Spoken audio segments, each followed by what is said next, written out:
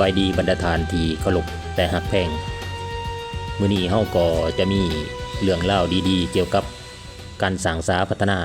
และเศรษฐกิจอยู่ในนครหลวงเวียงจันทน์สำหรับคลิปนี้ EP นี้เฮาก็จะได้มาเว้าถึงเกี่ยวกับความเจริญก้าวหน้าและการขยายตัวอย่างไวว่าของเขตเศรษฐกิจสังเกียงหรือว่าย่านใกล้เคียงภายในนครหลวงเวียงจันทน์เนาะซึ่งเต็มไปด้วยผู้คนที่มีความคึกคืนและการก่อสร้างตึกอาคารที่สูงผุดขึ้นคือกับดอกเห็ดคำถามที่ว่าเป็นหยังเขตสังเกียงใจกลางนครหลวงเวียงจันทน์จริงกลายเป็นแหล่งดึงดูดนักลงทุนที่นำเอาความเจริญและก็เปลี่ยนโฉมหน้าใหม่ในเขตพื้นที่ดังกล่าว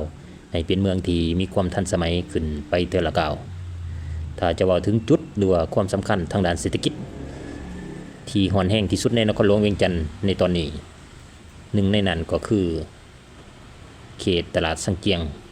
ซึ่งมื้อนี้เฮาก็จะพาทานมาเจาะลึกเบื้องหลังว่าย่านนี้มีอันใดดีและน่าสนใจเป็นหยังการขยายตัวจริงไว้คือพลิกพามือหลังจากที่ทั้งผู้คนที่หลั่งไหลเข้ามาและบรรดาตึกสูงศูนย์การค้าที่กำลังสร้างขึ้นอย่างหลวงหลายมันบ่งบอกถึงหยังจาก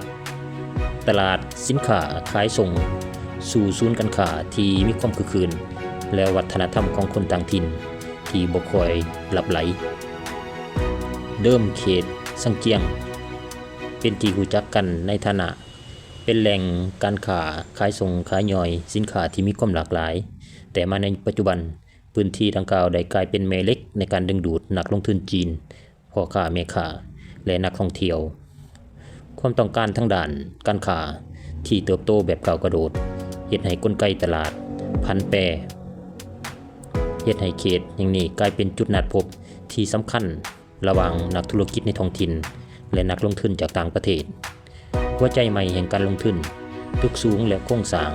มิสยูสิ่งที่สังเกตเห็นได้ชัดเจนที่สุดในระยะผ่านมาคือการเปลี่ยนแปลงของ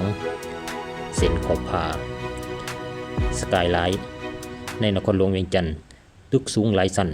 โครงการอาคารการค้าโรงแรมระดับสากลและที่พักอาศัยแบบยุคสมัยหรือว่าคอนโดมิเนียมได้เริ่มพุดขึ้นเพื่อรองรับกลุ่มคนสันกลางและผู้ประกอบการยุคใหม่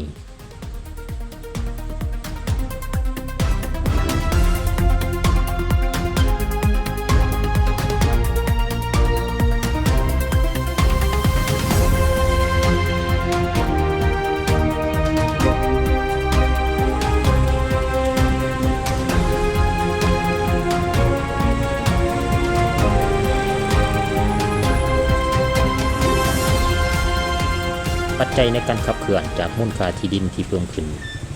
การกล่าวเป็นศูนย์กลางเสื่อมโยงการขนส่งและการค้าภาคพื้นความพร้อมด้านโครงสร้างพื้นฐานที่กำลังเชื่อมต่อเขตตัวเมืองให้ไปมาสะดวกหลายขึ้นพลังของคนรุ่นใหม่และความคึกคืนที่บ่เคยหยุดนิ่งบ่เพียงแต่เรื่องราวของตึกอาคารและตัวเลขการลงทุนเท่านั้นแต่มีชีวิตชีวาของผู้คนคือหัวใจหลักเขตสังเกียงในมื้อนี้มันเต็มไปด้วยพลังงานของความเป็นตัวเมืองใหม่ที่บ่ว่าจะเป็นร้านค้าร้านอาหารคาเฟ่ธุรกิจบริการหลากหลายรูปแบบที่ตอบโจทย์วิถีชีวิตของคนยุคใหม่เฮ็ดให้พื้นที่ดังกล่าวกลายเป็นแลนด์มาร์คที่คนมักมาเช็คอินและสอบหาโอกาสทางด้านธุรกิจใหม่ๆตลอดเวลาการเติบโตของเขตสังเกียงและพื้นที่ใกล้เคียงในปัจจุบันนั้นบ่แม่นแต่เรื่องบังเอิญแต่มันเป็นผลสะท้อนจากการขยายตัวทางด้านเศรษฐกิจภายในการหลั่งไหลของนักลงทุนและการปรับตัวของผังเมืองเวียงจันทน์ที่ก้าวเข้าสู่การเป็นเมืองสากลหลายขึ้น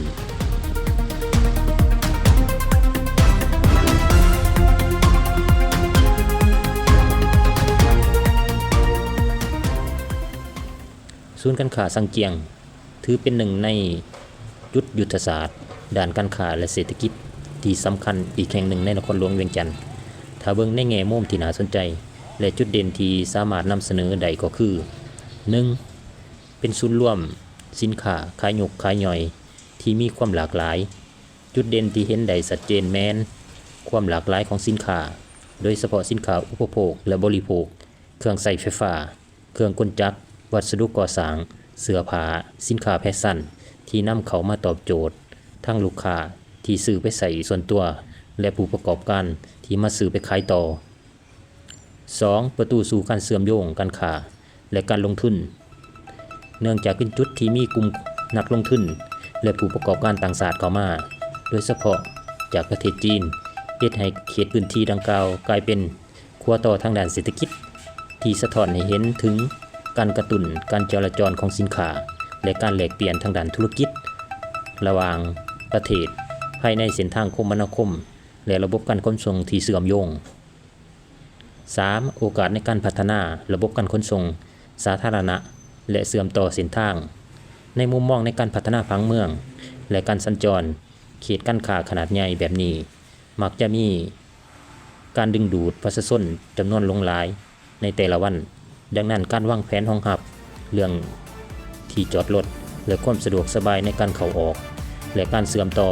กับเส้นทางคมนาคมหลักเครือข่ายการขนส่งสาธารณะเส้นทางเดินรถมีหรือการวางแผนเส้นทางในอนาคต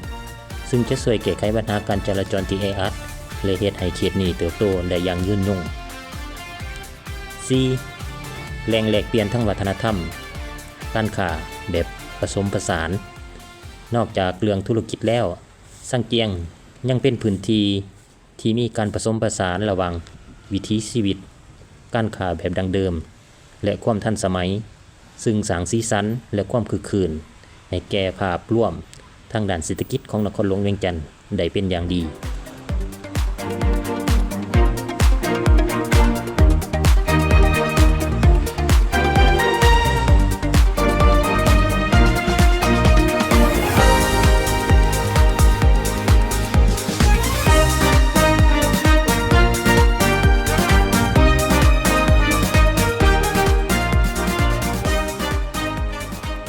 สำหรับคำถามที่ว่าในอนาคตข้างหน้าเขตเศรษฐกิจการค้าสังเกียงจะเติบใหญ่ขยายตัวในรูปแบบใดคำตอบก็คือถูกต้องมีโอกาสเติบโตขยายตัวและยกระดับสูงขึ้นอย่างแน่นอนเนื่องจากท่าแห้งทางด้านเศรษฐกิจและที่ตั้งยุทธศาสตร์โดยมี4ด้านที่จะให้เห็นได้อย่างชัดเจนในอนาคตดังนี้ด้านโครงสร้างพื้นฐานของรางและระบบการเชื่อมจอดการสัญจรเป็นจุดตัดผ่านที่สำคัญเนื่องจากเขตสังเกียงและบริเวณที่ใกล้เคียงเป็นเส้นทางผ่านและเชื่อมต่อเครือข่ายคมนาคมของนครหลวงเวียงจันทน์รวมทั้งเส้นทางคมนาคมและการพัฒนาผังเมืองแบบใหม่การเดินทางมาสู่จุดนี้จะมีความสะดวกสบายยิ่งการขยายตัวของถนนหนทางและระบบการขนส่งการรองรับปริมาณการสัญจรที่จะหนาแน่นขึ้นเฮ็ดให้พื้นที่อ้อมรอบต้องมีการปรับปรุงผังเมืองและระบบระบายน้ำไฟฟ้าให้เป็นระบบที่มีความทันสมัยหลายขึ้นการหันเปลี่ยนสู่มหานครย่อยของชุมชนการค้าโมเดิร์นไชน่าทาวน์จากตลาดขายส่งขายย่อยสู่การบริการแบบครบวงจรปัจจุบันสังเกียงบ่ได้กลายเป็นเพียงแต่ตลาดขายสินค้า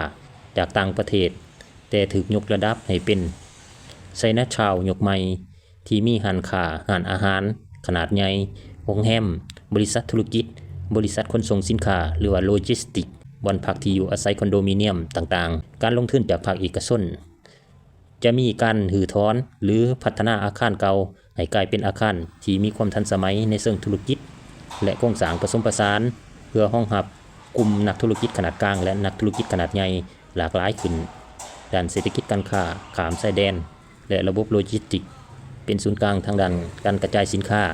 ด้วยท่าแห้งสายสัมพันธ์ทางด้านการค้าและเส้นทางรถไฟลาวจีนที่จะเข้ามาช่วยในการเสริมสร้างระบบการขนส่งระหว่างประเทศ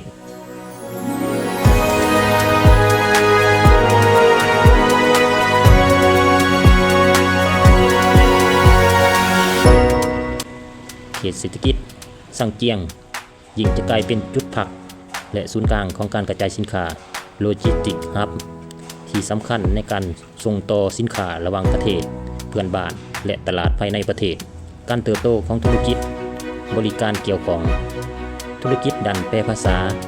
การชำระเงินระหว่างประเทศบริษัทขนส่งด่วนและการท่องเที่ยวเชิงธุรกิจหรือ Business Tourist จะเข้ามาตั้งหลักฐานหนาแน่นขึ้นด้านมูลค่าอสังหาริมทรัพย์และรูปแบบการดำรงชีวิตราคาที่ดินอาคารสูงขึ้นที่ดินและตึกแถวเขตเศรษฐกิจซังเจียงจะมีมูลค่าสูงขึ้นอย่างต่อเนื่องจากความต้องการในการใส่พื้นที่เพื่อการค้ามีความต้องการสูงการเปลี่ยนแปลงของวิถีชีวิตชุมชนจะเห็นการผสมผสานกันระหว่างวัฒนธรรมท้องถิ่นและความเป็นสากลอย่างเด่นชัดกลุ่มนักลงทุนนักธุรกิจผู้ประกอบการและแรงงานต่างชาติจะเข้ามาใส่ชีวิตอยู่ในพื้นที่ดังกล่าวอย่างเป็นระบบระเบียบและมีความทันสมัยขึ้นสรุปแล้วพื้นที่ซังเจียงจะบ่เป็นเพียงแต่ตลาดขนส่งแบบดังเดิมอีกต่อไปแต่กำลังจะก้าวเข้าสู่เป็นย่านเศรษฐกิจสากลแบบเวสเลดที่ขับเคลื่อนด้วยการลงทุนเทคโนโลยีการค้า